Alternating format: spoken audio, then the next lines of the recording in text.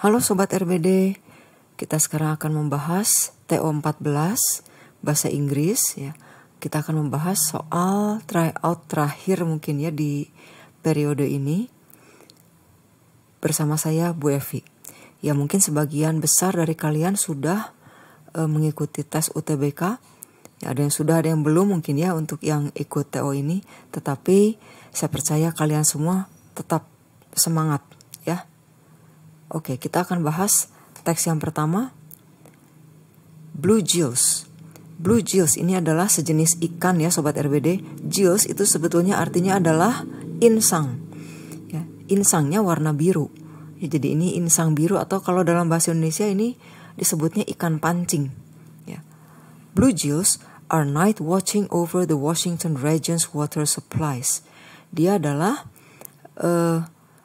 night watching, itu pengawas dari suplai air, daerah suplai air di Washington.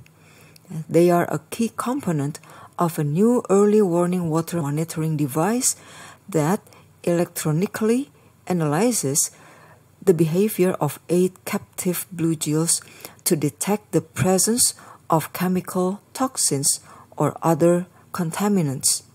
Ya, jadi mereka ini adalah komponen kunci. Para bluegills ini komponen kunci dari apa? Dari sebuah alat yang baru, ya, sebuah alat yang baru untuk memonitor air yang memberi early warning, peringatan dini, begitu ya. That electronically analyzes, yang menganalisa secara elektronis the behavior of 8 captive bluegills. Mereka menganalisa perilaku dari 8 ekor bluegills yang ditangkap untuk mendeteksi hadirnya atau adanya racun-racun kimia, chemical toxins, atau other contaminants atau zat-zat pencemar lainnya. Yeah. The system is called IAC 1090 Intelligent Aquatic Biomonitoring System, being used in New York City and San Francisco. Nah, jadi sistem ini disebut ini, ya, namanya ini semua. Nah, dia itu digunakan di New York dan San Francisco. Ya, jadi Sobat RBD untuk memahami soal-soal teks bahasa Inggris, kalian harus sudah sedikit banyak menangkap inti permasalahannya di paragraf 1 ini. Ya, jadi di sini juga kalian tentunya sudah tahu ya. Pasti di sini akan dijelaskan mengenai bagaimana sih caranya ikan-ikan ini dipakai untuk memonitor sumber air, kurang lebih seperti itu ya. Nah, tampilannya seperti ini tambahan informasi saja ya Sobat RBD. Bluegills itu seperti ini ya. Lalu ini alat ini IAC 1090 itu seperti ini kurang lebih ya. Nah, kita lihat paragraf selanjutnya sekarang. The biomonitoring system resembles a luggage trunk outfitted for cables and tubes. Jadi sistem biomonitoring ini resembles, itu artinya adalah menyerupai atau mirip dengan luggage trunk, yang mirip seperti koper begitu ya. Outfitted, yang diperlengkapi dengan kabel-kabel dan tabung-tabung ya, seperti gambar yang tadi ya. And linked up to a monitor, dan dihubungkan ke sebuah monitor. 8 juvenile bluegills swim in a row of solitary compartment. Jadi ada 8 ekor bluegills yang masih kecil, juvenile, itu berenang dalam barisan dalam sebuah kompartemen tersendiri, ya, tempat tersendiri. Submerged in piped in water and separated from the others by a pane of frosted glass. Ya, submerged itu artinya ditaruh di bawah, awalan sub. Ya, Sobat RBD, ini artinya di bawah. Artinya ada di bawah air, di bawah pipa, pipanya ada di dalam air. Ya, dan dia dipisahkan dari yang lain oleh sebuah pane, itu kaca dari frosted glass. Mungkin kalian pernah lihat ya, kacanya itu burem. Kalau saya waktu dulu sering dengar orang-orang bilang kaca es katanya. Ya, nah dipisahkan oleh kaca es atau dalam bahasa Inggris ini frosted glass. Okay? Electrodes attached to each compartment convey data about the fish's movements and breathing patterns to a computer. Jadi elektroda-elektroda itu ditempelkan ke setiap kompartemen dan memberikan data tentang gerakan-gerakan si ikan itu, ya, dan pola-pola pernafasannya ke sebuah komputer. Ya. When the fish use muscles to breathe, ketika ikan itu menggunakan otot-ototnya untuk bernafas, the action sends a low-level electrical pulse through the water that can be detected by the electrodes. Nah, ketika ikan-ikan itu bernafas menggunakan otot, ya kegiatan itu memberikan ini di sini bisa dikatakan getar mungkin ya. Kalau pulse untuk manusia itu denyut, tapi di sini mungkin getar lah ya. Getar elektrik yang rendah, ya, low level, melalui air yang dapat terdeteksi oleh elektroda-elektroda tersebut. Fish cough by flexing their gills. Lalu ikan-ikan itu bisa batuk dengan cara melonggarkan atau mengendurkan si insang-insangnya to get rid of unwanted particles, untuk membuang partikel-partikel yang tidak diinginkan atau partikel asing, ya, atau material-material yang lain dari saluran pernafasannya. Ya. If the fish shows signs of distress in response to something in the water by coughing or increased activity, the system automatically trips an alarm, takes samples, and summons authorities so that they can investigate whether there is a threat to humans. Jadi intinya di sini, jika ikan-ikan itu menunjukkan tanda-tanda distress atau tekanan sebagai respon terhadap sesuatu di dalam air, ya, dengan cara dia batuk atau aktivitasnya meningkat. Nah, sistem itu secara otomatis akan membunyikan alarm, mengambil sampel, dan summons authorities. Summons di sini artinya memanggil memanggil orang-orang yang bertugas mungkin di sana ya, sehingga mereka dapat menyelidiki atau menginvestigasi atau memeriksa apakah ada sebuah ancaman terhadap manusia, ya. Seperti itu. Oke, kita lihat paragraf selanjutnya. The bluegill is a freshwater fish native to much of North America. Jadi bluegill ini adalah sebuah ikan air tawar yang asalnya itu banyak ditemukan di Amerika Utara. Its name comes from the bright blue-colored edging along its gills. Yang namanya diambil dari ciri-ciri tubuhnya, ya, seperti ini, sobat RBD. Nah, ya, dia berwarna biru insangnya ya, bagus ini ikannya. Nah, bluegills are popular game fish. Dia adalah masuk ke dalam kelompok game fish. Dan bluegills ini salah satu yang populer dalam kelompok game fish. Ya, chiefly caught at dawn and dusk. Ya, terutama ditangkap di dawn itu waktu matahari terbit, dusk itu waktu matahari terbenam. Ya, they subsist on small invertebrates and very small fish. Nah, jadi mereka itu hidup dari invertebrata yang kecil-kecil atau ikan yang sangat kecil, itu makanannya. Ya. The bluegills are able to avoid predators by hiding in submerged tree remnants and to survive for weeks without food. Nah, bluegills ini bisa menghindarkan diri dari para predator dengan cara bersembunyi pada sisa-sisa pohon yang sudah tumbang mungkin ya, yang ada di bawah air, submerged.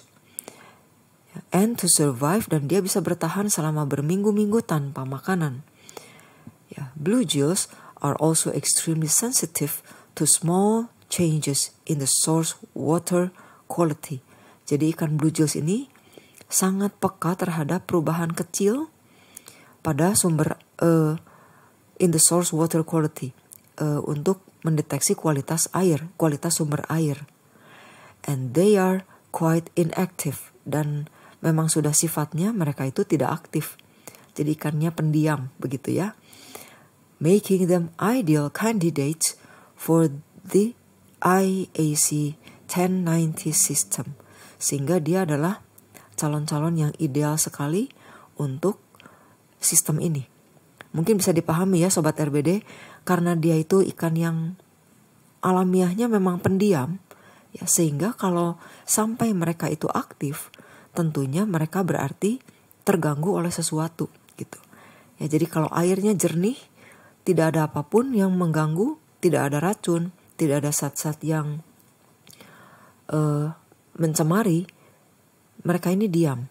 Tapi begitu mereka ini aktif, artinya ada zat-zat yang mengganggu sumber air tersebut. Oke? Ya. Baik, tadi inilah seluruh bacaannya. Sekarang kita lihat ke pertanyaan yang pertama, ya. The author of the passage above clearly attempts to, jadi si penulis di atas jelas-jelas berusaha untuk, ya. Tentunya kalian sudah membaca ya. Ini adalah soal tryout. Kalian sudah membuat dan membaca. Dia berusaha untuk ini, expose the use of bluegills as an early warning system in water supplies. Dia mau mengekspos penggunaan ikan bluegills ini sebagai early warning system, sebagai warning, pemberi peringatan dini pada sistem persediaan air. Ya. Oke, kita lihat yang nomor berikutnya. Paragraph 2 is related with paragraph 3 in that the former deals with. Nah, ini ada satu istilah ya, Sobat RBD. The former ini artinya yang lebih dahulu disebut. Ada pasangannya di sini. The former, the latter. Ya, the former and the latter. The former itu yang pertama disebut artinya paragraf kedua. The latter itu berarti paragraf ketiga. Ya, jadi paragraf kedua berhubungan dengan paragraf ketiga. Dalam hal paragraf kedua itu ngomongin apa gitu, dan paragraf ketiga ngomongin apa. Ya. Nah, kalian bisa lihat di sini paragraf kedua ini membicarakan tentang apa? Cara kerja dari sistem biomonitoring ini. Betul? Nah, sementara di paragraf ketiga ini diceritakan tentang perilakunya si ikan bluegills ini. Betul? Atau ciri-cirinya lah ya. Ciri-cirinya dia seperti apa. Terus digunakan sama orang untuk apa gitu ya. Oke, jadi jawabannya yang ini. The monitoring scheme with bluegills. Scheme itu artinya cara-cara. Ya. Dan di sini karakteristiknya ikan tersebut. Oke. Kita lihat soal selanjutnya. The word there dalam kalimat fish cough by flexing to get rid of unwanted particles or other materials from their breathing passage. Jadi there di sini itu siapa? Tentunya di sini adalah ikan ini. Jadi ikan itu batuk dengan cara melonggarkan atau mengendurkan ototnya untuk membuang partikel-partikel yang tidak diinginkan atau material-material yang lainnya dari saluran pernafasannya, pernafasan si ikan tersebut. Ya, jadi there di sini mengacu kepada ikan. Ya. Nomor berikutnya, which of the following is relevant with the idea of inactiveness of bluegills described in the passage? Nah, jadi ketidakaktifan ikan ini bisa dianalogikan dengan apa di sini? Ya. Apakah sama dengan the dog kept chewing the bones? Tidak ya. Jadi artinya dia tuh, ikan ini tuh diam diam aja, tidak melakukan apa-apa. Sedangkan yang A ini, anjing itu mengunyah-ngunyah, jadi dia mengerjakan sesuatu. Ya, ini juga the cat purred away in satisfaction, ini mengeong lalu pergi dengan rasa puas. Bukan ini ya, the tiger stood still watching its prey. Dia sedang, macan ini lagi mengawasi, melihat apakah ada mangsa, berarti dia juga sedang bekerja. Ya. Yang D, the bat, kelelawar, still hung on the swinging tree. Nah, dia bergelantungan di pohon. Ini ngapain si kelelawar ini? Gak ngapa-ngapain. Jadi inilah jawabannya, sama seperti ketidakaktifan blue jays ini. Ya, oke. Yang E ini, the elephant still played with its young, tentunya tidak. Oke. Berikutnya, the author's point of view regarding blue jays for sport purpose is that, jadi pandangan penulis sehubungan dengan blue jays untuk keperluan atau untuk tujuan sport ya, adalah, nah, yang ini tadi ya, the blue jay is a freshwater fish native to much of North America. Lalu, di sini, blue jays are popular game fish chiefly caught at dawn and dusk. Ya, suka ditangkap sama orang di pagi hari, di pagi-pagi buta itu, di subuh ya, dan ketika matahari terbenam. Jadi artinya orang-orang itu suka memancing mereka. Ini ya. Oke, jadi sebagai tambahan ya Sobat RBD, blue jays dikategorikan sebagai game fish. Nah, yang termasuk game fish itu tidak hanya blue jays, tuna dan ikan salmon juga itu termasuk game fish. Jadi game fish itu bukan ikan mainan, tapi bisa juga untuk dimakan. Ya. Oke. Ya, kita masuk ke teks berikutnya. Ya.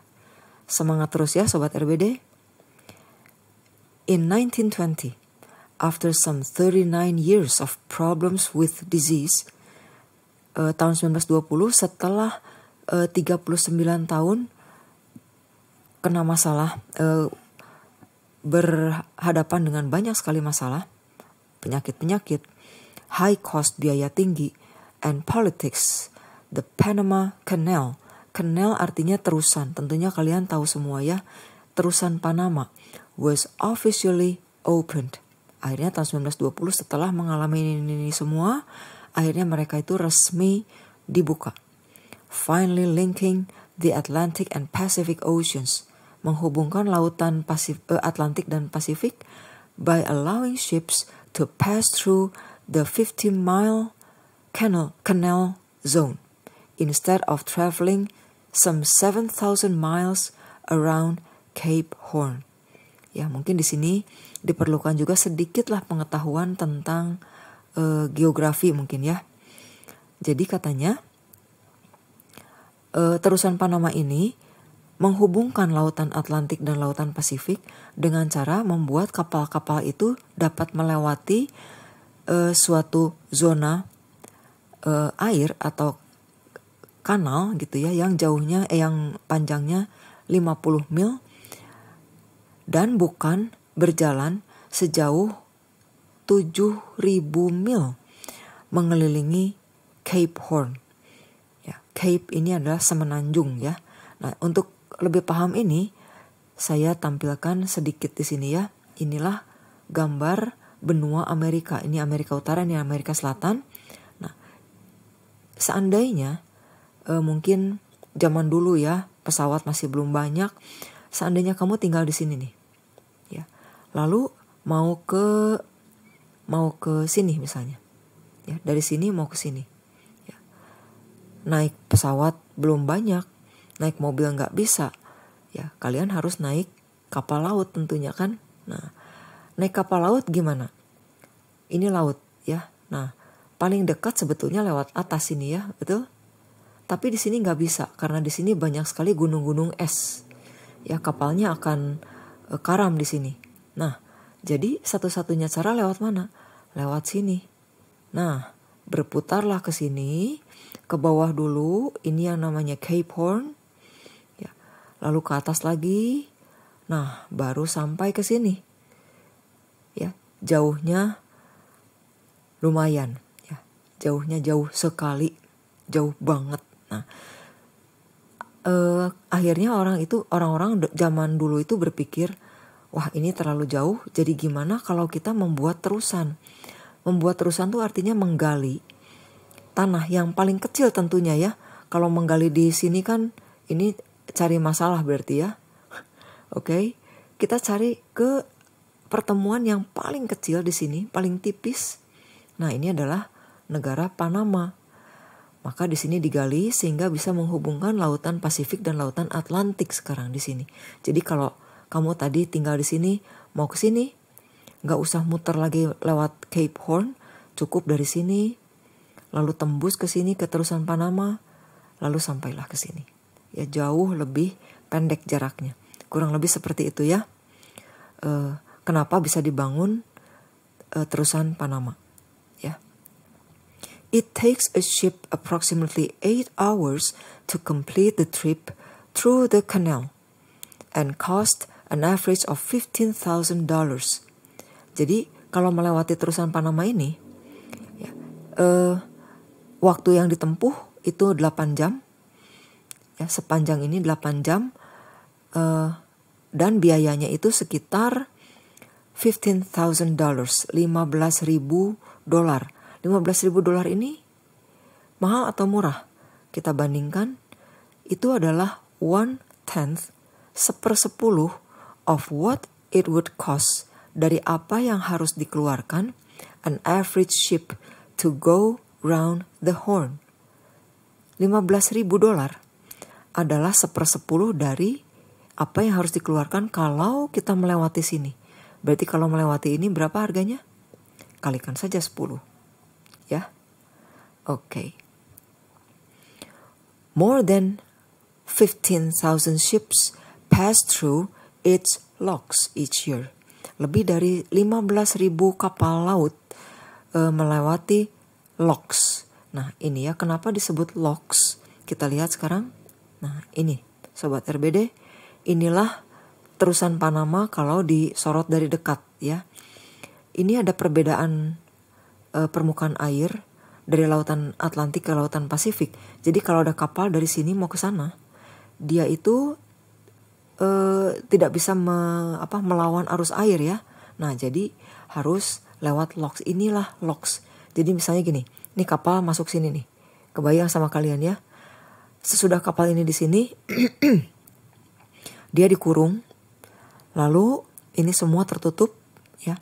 Lalu disemprot air dari pinggir-pinggir sini, lalu airnya naik, permukaannya naik. Nah, sekarang kapalnya dari mana? Ada di sini, ya, ada di sini ya, sejajar dengan ini, betul? Setelah kapal ini permukaan air ini sama dengan yang di sana, locknya dibuka, lalu kapalnya maju ke sana. Kamu lihat di sini ada satu lock lagi, begitu sistemnya sama, ya. Disemprot air. Lalu kapalnya naik, masuk ke gerbang berikutnya, ke lock berikutnya, lalu disemprot lagi, masuk ke lock berikutnya dan keluarlah ke lautan sana. Ya, itulah cara kerjanya Panama Canal. Ya, oke, kita masuk lagi ke paragraf selanjutnya. The French, orang-orang Prancis, initiated the project, memulai proyek ini, but sold their rights to the United States. Tapi mereka itu menjual haknya ke Amerika Serikat, ya, which actually began the construction of the project, yang akhirnya memulai pembangunan proyek ini. The latter, ya, ada lagi istilah ini ya, the latter berarti yang belakangan disebut, yaitu Amerika, would control it, mengendalikannya, mengontrol si terusan Panama ini until the end of the 20th century, sampai ke akhir abad 20-an. Dan kemudian Panama takes over its duties until now. Setelah itu Panama mengambil alih tugas itu, tugas mengontrol terusan Panama ini sampai hari ini. Nah, itulah ceritanya ya, teks kedua. Oke, inilah seluruh bacaan itu. Kita lihat pertanyaan selanjutnya. Who currently controls the Panama Canal? Siapa yang sekarang, currently itu sekarang, mengontrol terusan Panama? Iya, tadi sudah kita baca ya. Then Panama takes over its duties until now. Jadi jawabannya adalah Panama.